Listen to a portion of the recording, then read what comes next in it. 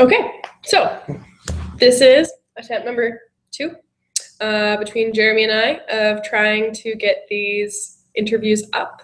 And yeah, this time I'm going to interview him. So, okay, Jeremy, what is your name? Okay, listen. Here we go. All right, why don't you start off by telling us your name and a little bit about yourself? All right. I'm Jeremy Cunningham, and I am an intern for 350 New Hampshire. I was born and raised in New Hampshire, and I go to the University of New Hampshire. A lot of New Hampshire. A lot of New Hampshire. I'm an environmental conservation major, and yeah. Cool.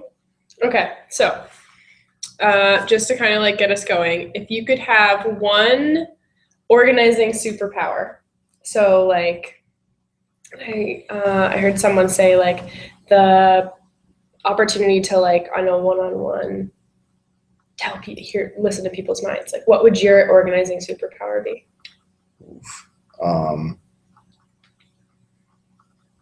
Organizing superpower, I would be able to like be in multiple places at once, like clone myself. I like that. I like so. Because that would help a lot. Yes, it would.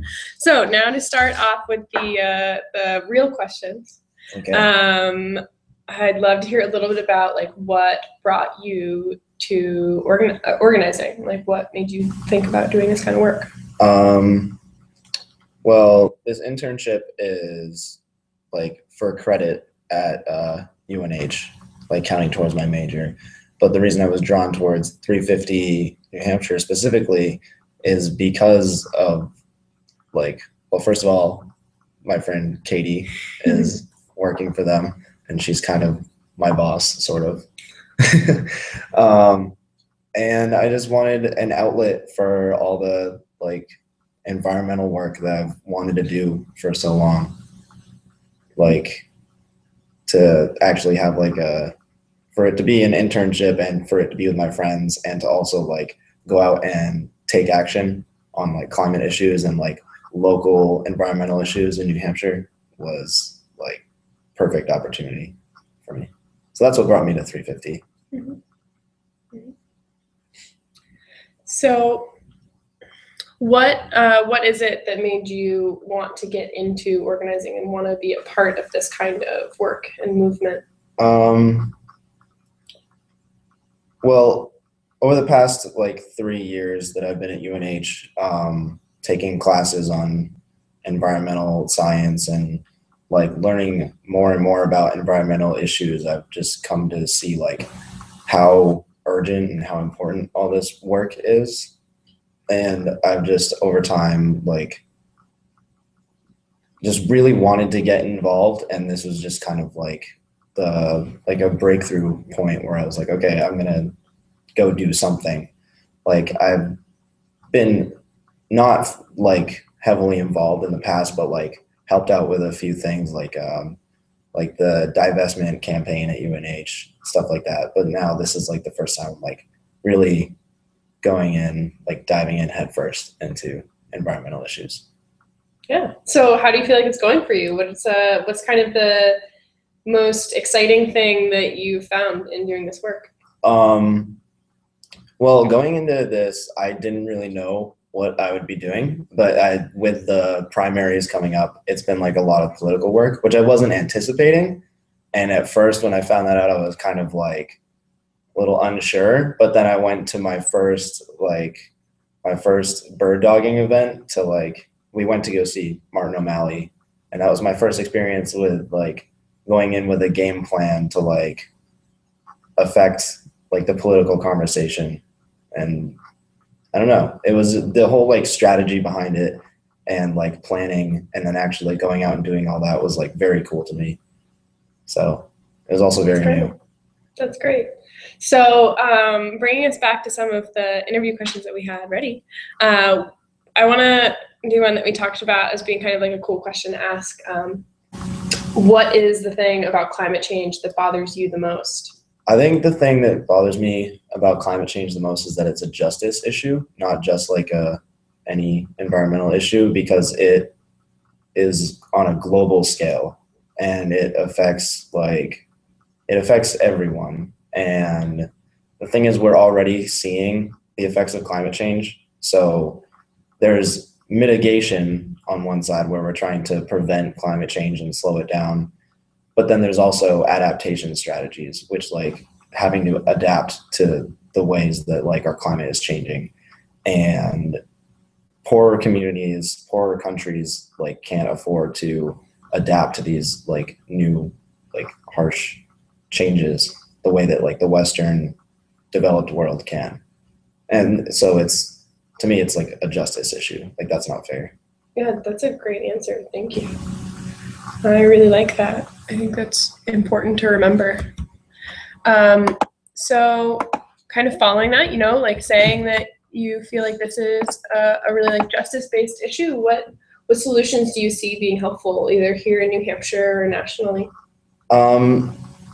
Well, as far as solutions, like the science is out there already. So I think the main issue is on a political and a policy and a cultural level, where like most people know about climate change, most people like accept the science, but like there still isn't this cultural sense of like needing to change, needing to do something about it. Mm-hmm.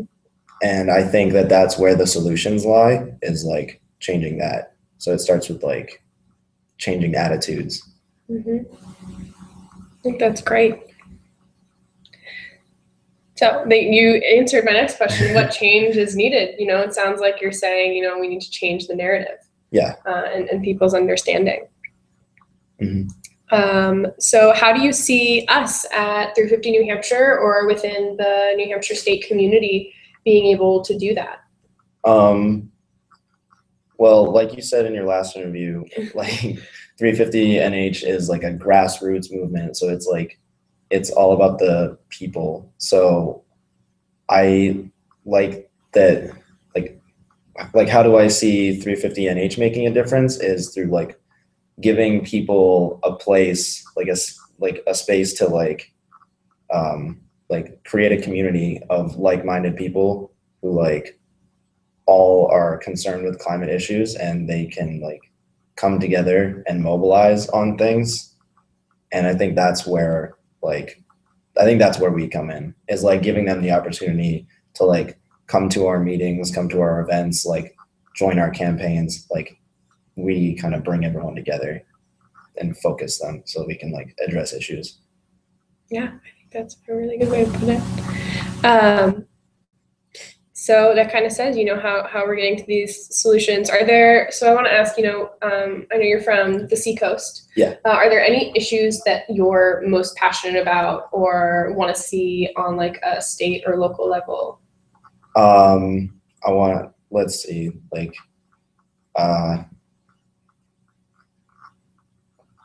making sure that New Hampshire stays part of RGGI, the Regional Greenhouse Gas Initiative, increasing renewables like wind off of the coast,